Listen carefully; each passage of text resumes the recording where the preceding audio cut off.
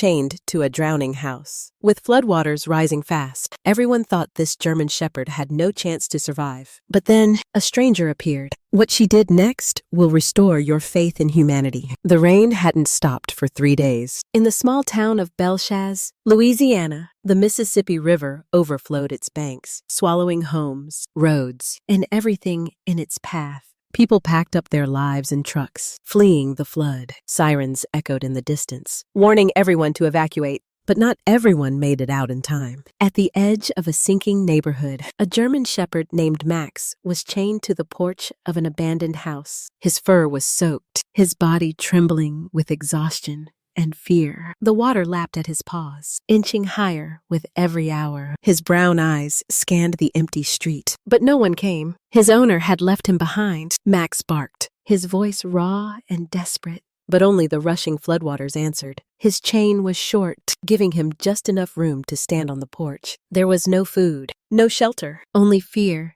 and the endless sound of rain. Across town, Emma Carver, a 35-year-old nurse, was helping evacuate elderly residents from a nursing home. She moved quickly, her heart pounding not just from adrenaline, but from the memories clawing at her mind. Years ago, during Hurricane Isaac, she had lost her own German shepherd. A beautiful dog named Riley, swept away in a flood before help could arrive. She had promised herself she would never let that happen to another dog if she could help it. As Emma drove a borrowed rescue truck down the half-flooded streets, her headlights caught movement, a flash of tan and black. Struggling against a chain, she slammed the brakes. No, not again, she whispered, her chest tightening. Without thinking twice, Emma grabbed a rope and waded into the cold, waist-deep water. Rain pummeled her face, but she kept her eyes locked on Max. The dog barked again, pulling hard against the chain.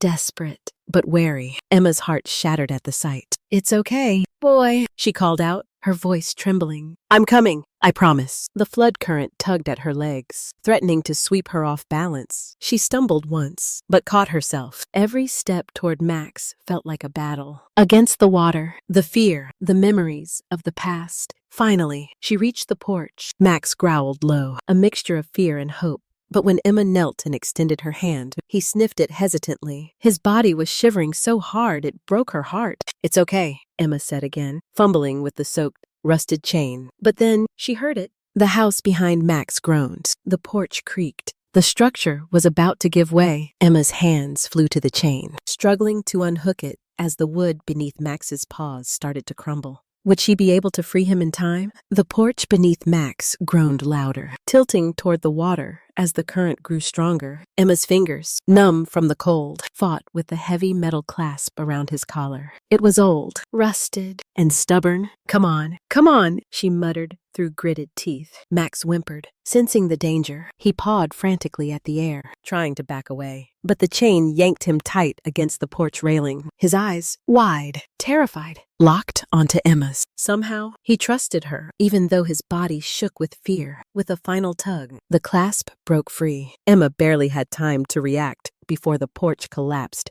with a deafening crack. Max yelped as the structure gave way, plunging them both into the icy water. The cold hit Emma like a punch to the gut. She gasped, her arms instinctively wrapping around Max's body. He struggled for a moment, panicked, but she held him tight, speaking into his soaked fur. I've got you.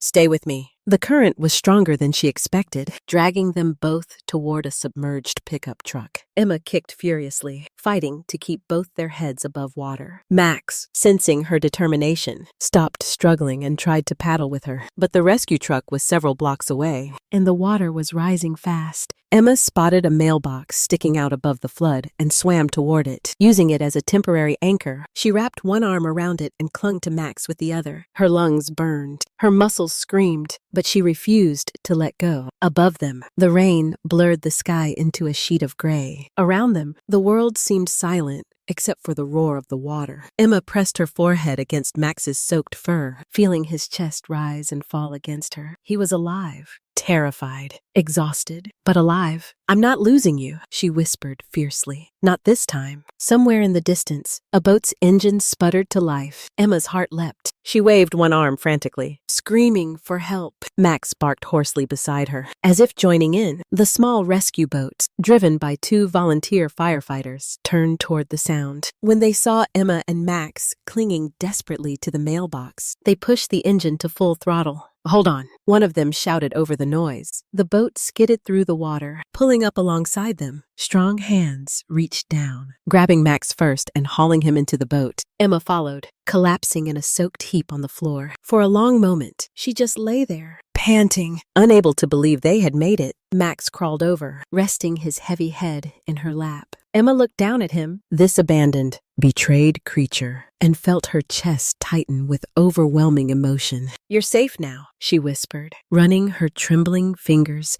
through his wet fur. But deep down, Emma knew their journey had just begun, because saving Max from the flood was only the beginning. Healing his broken spirit would be a battle all its own. The rescue boat sped through the flooded streets, weaving between submerged cars and toppled trees. Emma sat hunched on the floor, her arms wrapped protectively around Max. His body was stiff, trembling uncontrollably despite being out of the freezing water. Every bump the boat hit made Max flinch. Every sudden sound made him shrink against her. It broke Emma's heart to see him like that, so raw, so broken. As they pulled up to the emergency shelter, set up in a dry part of town, Emma realized she couldn't just leave Max there like a piece of lost property. Most pets at the shelter were separated into metal cages, wet and shivering, waiting for owners who might never return. She couldn't do that to him, not after what they had been through together. Emma approached a volunteer in a yellow rain jacket, explaining what happened. The woman gave her a sad smile and nodded. "If you're willing to foster him until things settle down," she said, "it would be a huge help. He's traumatized. Poor boy doesn't need another cage right now." Without hesitation, Emma signed the papers. Max was officially under her care. At least for now. They made their way to Emma's battered old truck. Max tried to jump into the back seat, but hesitated halfway, looking back at her with wide, uncertain eyes. Emma gently lifted him the rest of the way, her muscles straining under his weight. "Easy, buddy. I've got you." During the drive home, Max stayed curled into a tight ball on the seat, his eyes darting nervously at every passing light and noise. Emma kept glancing over, feeling the weight of responsibility settle heavy on her chest. She lived alone in a small cottage at the edge of town, a simple place with a wide backyard and, thankfully, no flood damage. It wasn't fancy, but it was warm, dry, and safe. When they arrived, Max hesitated at the door, sniffing the threshold like he couldn't believe he was allowed inside. Emma knelt down beside him, meeting him eye to eye. "You're home now," she said softly. At first, Max paced the house restlessly, his nails clicking against the wooden floor. He sniffed every corner, inspected every shadow, as if searching for threats. Emma let him be. She knew trust couldn't be rushed. After a while, she set out a bowl of fresh water and some leftover roasted chicken, the only thing she had on hand. The smell caught Max's attention. He crept forward, eyes flicking between Emma and the food. Finally, hunger won. He devoured the chicken in minutes, then looked up at her, a tiny flicker of something different in his eyes. Not fear, but gratitude. Emma smiled, blinking back tears. "Yeah, me too, buddy." "Me too." That night, she set up a thick blanket by the fireplace, hoping Max would feel comfortable enough to sleep. She watched him from the couch, too wired to rest herself. Max circled the blanket several times, then laid down heavily, letting out a long, shuddering sigh. For the first time in days, Emma allowed herself to exhale. They had both survived, but survival was only the beginning. Emma knew from experience that trauma left deep scars. Scars that didn't heal overnight. Max would need time, patience, and something he may not even realize he deserved yet. Unconditional love. Outside, the rain finally slowed to a soft drizzle. Inside, the room was filled with the warm crackle of the fire and the slow, steady breathing of a dog who had been given a second chance. But just as Emma closed her eyes, a loud knock rattled the door. Max bolted upright, his body tense and ready. Emma's heart pounded. Who would come here? In the middle of the night, during a flood? And what did they want? The knock came again, harder this time, echoing through the little house like a gunshot. Max stood rigid, a low, guttural growl rumbling from deep in his chest. His ears were pinned back, his body tense. Emma rose slowly from the couch, heart hammering against her ribs. "Easy, boy," she whispered, though her own voice trembled. She crept to the window and peeled back the curtain just enough to see outside. A figure stood on the porch. A man soaked from head to toe, a battered baseball cap pulled low over his face. And then Emma's stomach twisted into knots. She recognized him. It was Roy Henley, Max's original owner, the same man who had left him chained and helpless during the flood. Emma's fists clenched. She had heard rumors about Roy, that he ran a backyard breeding operation, that he treated his dogs like disposable property. Seeing him now, standing on her porch like he had a right to be there, filled her with cold fury. Max barked sharply, his body lunging forward. Emma grabbed his collar gently, trying to soothe him, though every fiber of her being was screaming too. The man pounded again. "Hey," Roy shouted through the door. "That's my dog." "You got no right to." Emma's mind raced. Legally, Max was still registered under Roy's name. The paperwork at the shelter was only temporary foster documents. If Roy demanded him back, there was a chance the law would be on his side. The thought made Emma sick. She opened the door just a crack, keeping her body firmly between Max and the man. "You abandoned him," she said coldly. "You chained him to drown." Roy scoffed, wiping rainwater from his face. "It was a mistake. Things got crazy with the flood. I didn't mean to leave him." Emma stared at him, searching for any sign of sincerity. She found none. "You don't deserve him," she said quietly, her voice shaking with restrained anger. Roy stepped closer. "You don't get to decide that, lady. He's mine." Behind her, Max whined softly, a heartbreaking sound, full of confusion and fear. Emma looked back at him, seeing the way his body pressed against the doorframe, torn between fight and flight. This wasn't just about legal ownership. This was about what was right. Drawing a deep breath, Emma squared her shoulders. "Leave," she said firmly. "If you care about him at all, let him stay where he's safe." Roy's eyes narrowed. For a moment, Emma thought he might push his way in. Her muscles tensed, ready to fight if she had to. But then with a sneer, Roy spat on the porch and turned away. "You'll be hearing from me," he growled over his shoulder before disappearing into the night. Emma slammed the door and locked it, her whole body trembling. She sank to the floor, feeling the adrenaline drain out of her like a flood. Max crept over, his body low, his eyes wide with uncertainty. He nudged her arm with his wet nose, seeking reassurance. Emma hugged him tightly. "It's okay, boy. I'm not letting him take you," she whispered fiercely. "I promise." Max whimpered softly, then, for the first time, licked her cheek.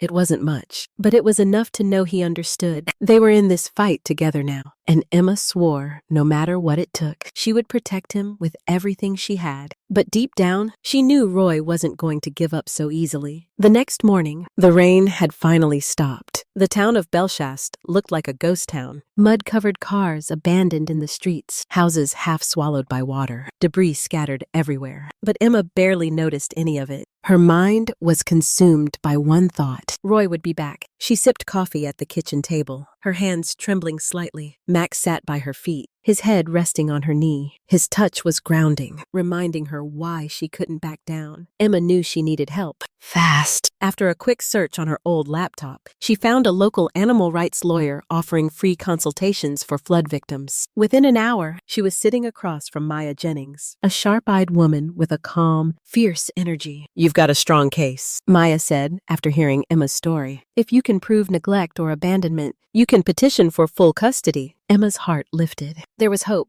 "But," Maya added, leaning forward, "if Roy files a formal claim before you do, the law might side with him by default. He technically still owns Max." On paper, Emma's stomach dropped. "You need evidence," Maya said. "Pictures, witnesses, anything that shows he left that dog to die." Emma thought hard. There had been others in the neighborhood. People evacuating. Volunteers. Someone must have seen Max chained up during the flood. Before she left, Maya handed her a folder. Inside was the paperwork needed to file an emergency petition. "You don't have much time," she warned. Emma spent the afternoon driving through the muddy streets, knocking on doors, asking questions. Most homes were abandoned, but at a corner house, an older woman named Mrs. Green answered. When Emma explained what happened, Mrs. Green's eyes softened. "I saw that poor dog," she said. "I saw him chained up while the waters were rising. I told that man, 'You're Roy?' Ta-ta. To take the dog with him." He just shrugged and drove off. Emma's hands trembled as she pulled out her phone. "Would you be willing to make a statement?" Mrs. Green nodded firmly. "Anything for that sweet boy?" With the witness statement and photos of the flooded property where Max had been chained, Emma rushed back to town and filed the paperwork. It felt like a small victory, but the war was far from over. That night, Emma sat by the fireplace again, watching Max sleep. His breathing was slow, peaceful. His paws twitched occasionally, as if chasing something in his dreams. A soft knock startled her out of her thoughts. Not on the door, on the window. Emma froze. Max lifted his head, ears perked, but didn't growl. He simply stared at the window, a low whine building in his throat. Emma rose slowly and peeked outside. There in the shadows stood Roy, but he wasn't alone. Beside him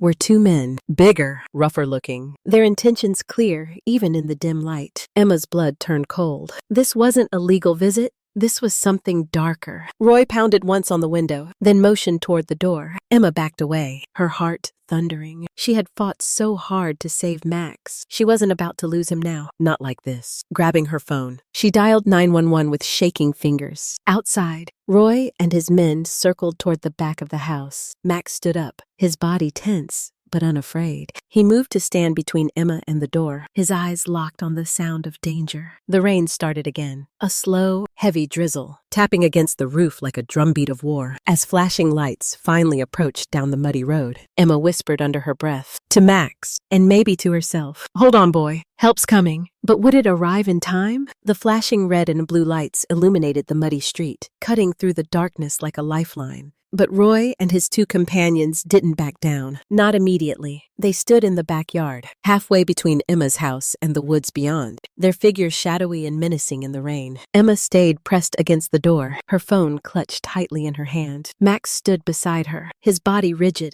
his deep growl vibrating the floor beneath them. Then came the unmistakable sound of police car doors slamming. Officers rushed toward the backyard with flashlights and drawn voices. "Hands where we can see them. Now!" Roy shouted something Emma couldn't hear over the pounding rain, but his hands eventually went up. His two friends hesitated, and for a sickening moment, Emma thought they might run. But when one of the officers unholstered his taser, they dropped to their knees in the mud. Emma sagged against the doorframe, her knees weak with relief. Max barked once, a sharp, triumphant sound. The officers cuffed Roy and his men quickly. One of them, a young deputy with a square jaw and kind eyes, approached Emma's front porch. "You the one who called?" he asked. Emma nodded wordlessly. He gave her a nod of reassurance. "You did the right thing. This guy's got a record. Cruelty charges, illegal breeding, you name it. We've been waiting for a reason to put him away for good." Emma's breath caught. It wasn't just about Max. Roy had hurt others too. The deputy knelt down, extending a hand toward Max, who sniffed it cautiously before allowing a brief pat on the head. "Good boy," the deputy said with a smile. "You're safe now." Within an hour, the backyard was clear. The officers drove away with Roy and his friends in custody. The rain slowed to a mist,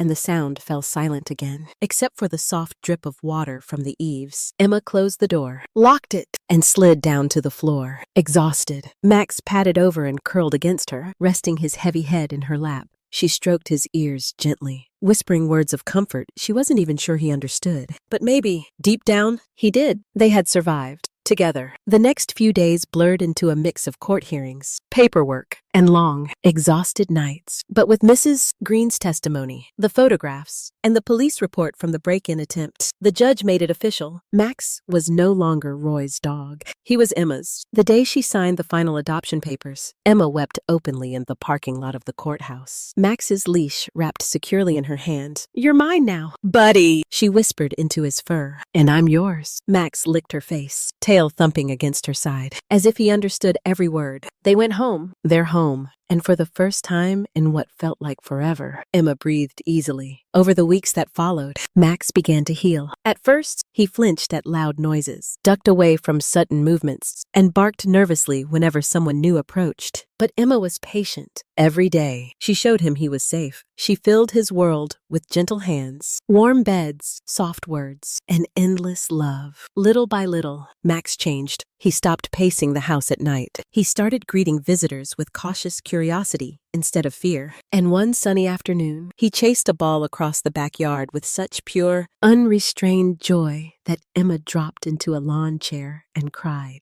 Tears of happiness this time, watching him race through the grass, ears flopping, tongue lolling. She realized something powerful. Max hadn't just needed saving. He had saved her too. Before Max, Emma's life had been stuck in quiet grief, mourning her old dog Riley, mourning the helplessness she had felt back then. But saving Max had reopened her heart in ways she hadn't even realized were still closed. They had both found their second chance. One night, months later, Emma sat by the fireplace again, a steaming cup of tea in her hands. Max lay stretched out in front of the fire, snoring softly, his paws twitching in a dream. The house felt warmer somehow, fuller, alive. Emma smiled, reaching down to run her fingers through Max's fur. "We found each other, didn't we, boy?" she whispered. Max's eyes blinked open, and he thumped his tail once against the floor. Outside, the world could flood and rage all it wanted. Inside this little house, they were a family, and no storm could ever take that away. Spring came early to Belchast that year. The floodwaters had long receded, leaving behind green fields and a town stitched back together by resilience. Neighbors helped rebuild homes, children played in the streets again, and gardens bloomed where the muddy wreckage had once been. At the center of it all, in a small white cottage on the edge of town, lived a woman and her dog, a living testament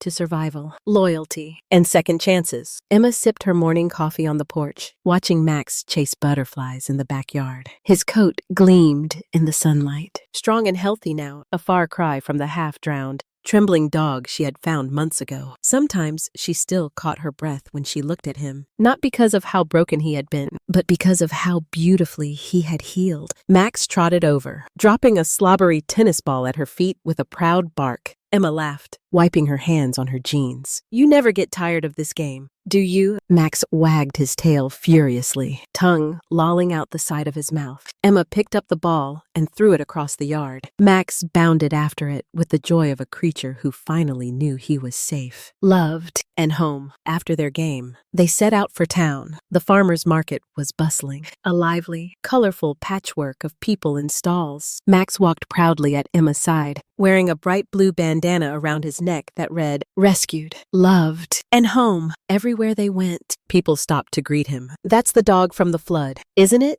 a woman asked, reaching down to scratch behind Max's ears. "He's famous around here." Emma smiled warmly. "Yeah," she said, "that's him." Max accepted the attention graciously, his tail wagging. He was still cautious around some strangers, especially loud or sudden movements, scars of his past. But with Emma by his side, he faced the world bravely. At a stand selling handmade collars, an older man leaned down and whispered to Max, "You're one lucky dog. You know that?" Emma's throat tightened. "Lucky." No, they were both lucky. As the sun dipped low and golden light bathed the town, Emma and Max made their way back home. The road was quiet, lined with oak trees dripping with moss. A light breeze stirred the air, carrying the scent of blooming jasmine. At home, Emma lit a small fire in the hearth and curled up on the couch with a book. Max hopped up beside her, a new habit he had picked up, claiming half the couch with quiet authority. Emma didn't mind. She reached over, resting her hand on his back, feeling the steady rhythm of his breathing. They're in the quiet of their little house, with the warmth of the fire crackling